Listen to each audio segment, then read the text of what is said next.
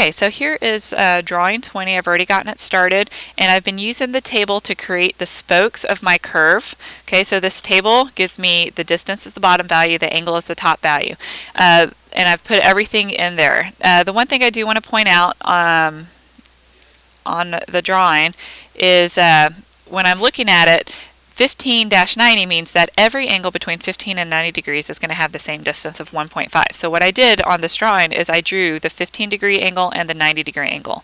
And then same thing happened here between 180 and 270. All these lines are going to be the value of 2.82, but I only did the first one and the last one. So I want to show you what happens when you add the spline and if you only do the first and the last angle within that range.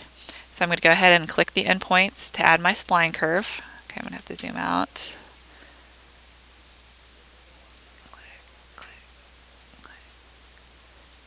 Okay, and I'm going to close it. And so you'll notice that in those large areas, it kind of just flattens out the curve. And we don't want the curve to be flat. You'll see over here that between 15 and 90, it needs to actually bump. And it might have been okay over here, but I'm just going to show you if I drew an angle out here to 2.82, that it actually doesn't fit that line. All right, so the curve isn't maintaining the radius that I want if I only put the first and the last one. So what I'm going to do is I'm going to delete my spline, and I'm going to go back, and in between 15 and 90 I'm going to add some additional angles. Now you could add every single angle between 15 and 90, go 16, 17, 18, but that's way too many lines. So to keep it basic, I noticed that the rest of my curve is drawn every 15 degrees, so I'm just going to increase my angle by 15 degrees. So I'm going to do 1.5 at 30 degrees. Okay, and then, whoops, I accidentally deleted it. So let me try that again. So at 1.5 less than 30.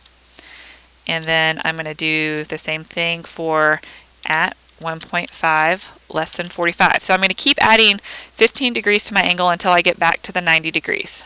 And then I'm going to do the same thing over here in the lower section. I'm going to do at 2.82 is less than 195 degrees. Okay, so adding those extra lines is going to help our spline. So I'm going to add the extra line. Okay, so now I've added all the lines with 15 degrees between 15 and 90, and as well as between 190 and 270. Now if you don't get exactly 15 degrees, don't worry. As long as you have extra lines in the middle, whether they're every 15 degrees is not super important that they're exactly 15 degrees. You just need to make sure that they are relatively spaced out. Okay, so now when I do the spline command, I think you're going to see that you're going to get a much better curve. You do have more endpoints that you have to click, but you're actually going to create that bump in that quadrant 1 region. Again, make sure that you are actually selecting the ends of your line. Sometimes when you have your object snap selected, it selects other points that you don't really want, and then C to close it, and I have this beautiful spline curve that has the actual curves that I want.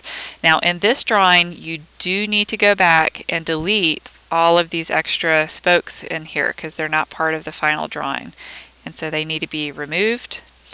To complete the drawing, over here, notice where we have several drawings that are the same shape. You're going to use the offset command, and then you're going to use the offset command to create these extra circles here, and those are all based on your fillet radius of 0.05 because each of those new curves is created by the new edge of your fillet, so they line up with here.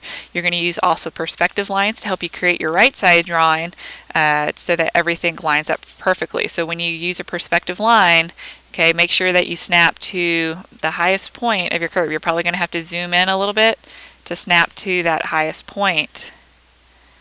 And let's just choose nearest. And so estimate where the highest point is, and then you can draw a parallel line over to the side at whatever distance away you need it to be to create your right hand side. And that will give you the highest point on the right. And that is how you do drawing 20.